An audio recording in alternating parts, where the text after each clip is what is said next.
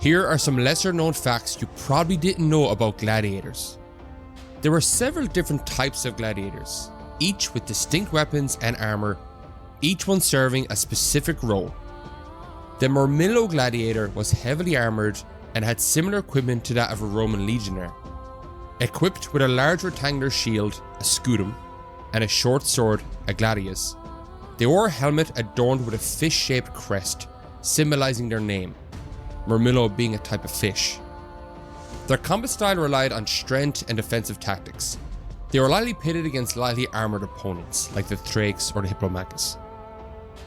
The Thrakes gladiator has Thracian origins, wielding a curved sword designed to bypass the defenses of the more heavily armored opponents. They carried a small square or round shield and wore a helmet featuring a griffin crest. Their armor included 2 high greaves for leg protection, allowing for agile movements and swift attacks. Distinctive for their minimal armor, the Retiarius gladiators fought with a trident and a weighted net. They were the only type of gladiator not based on a real-life type of soldier, instead based on fishermen. Their only piece of armor was an arm guard and a shoulder guard. Their lack of heavy armor made them vulnerable but allowed for greater mobility. They rely on speed and agility and use a trident to keep their opponents at a distance. They would cast their net to either entangle their opponents or ensnare their weapon. Once accomplished, they would attack with a trident or get close enough and use a dagger, which they had as backup. The Secutor was a modified Murmillo, developed specifically to counter the Retiarius. It featured a smooth, rounded helm with small eye holes to prevent from being stabbed by the trident. Armed with a gladius and a large scutum, they wore an arm guard and a leg guard, focusing on close quarters combat to neutralize the Retiarius' reach advantage. Inspired by Greek hoplites, the Hoplomachus gladiator carried a spear and a small round shield, complemented by a short sword for close combat. The armor included a helmet with a plume, arm guard and greaves, emphasizing both offensive and defensive capabilities.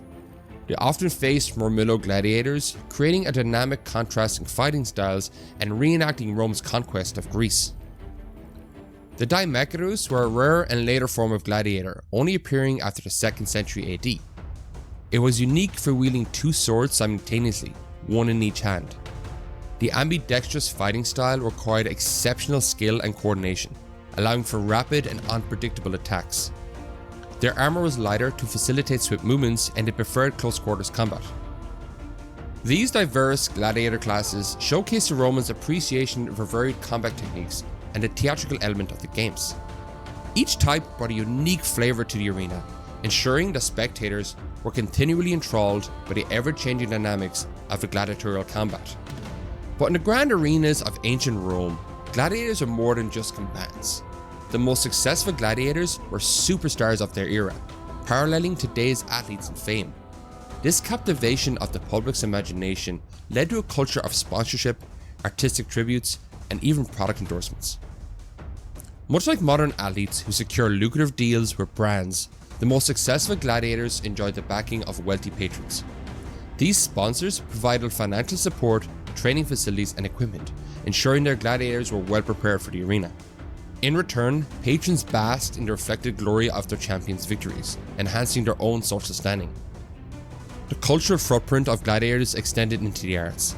Poets composed verses celebrating their prowess, while artisans immortalized their likenesses on coins and frescoes. These images served both as tributes and as a means for fans to feel connected to their heroes. The streets around the Colosseum were lined with stalls selling souvenirs, including drinking glasses and table lamps etched with the images of the most famous gladiators. Remarkably, gladiators engaged in early forms of product endorsements. Their images adorned various merchandise, from lamps to bowls, making them pioneers in personal branding. Gladiators held a unique allure, especially for Roman women, who often found themselves captivated by these warriors. Graffiti from Pompeii hints at this fascination, describing one gladiator who ensnares the girls at night in his net, and another who is known as the heartthrob of all the ladies. Their appeal extended beyond admiration, becoming almost ritualistic. Some women wore hairpins and jewelry dipped in gladiator sweat or even blood, believing it carried special properties.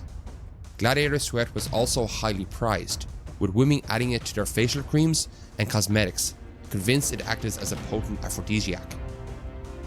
But women weren't just solely fans of gladiators, there are also female gladiators, called gladiatresses today. These women were often introduced as exotic novelties to enhance the allure of the games.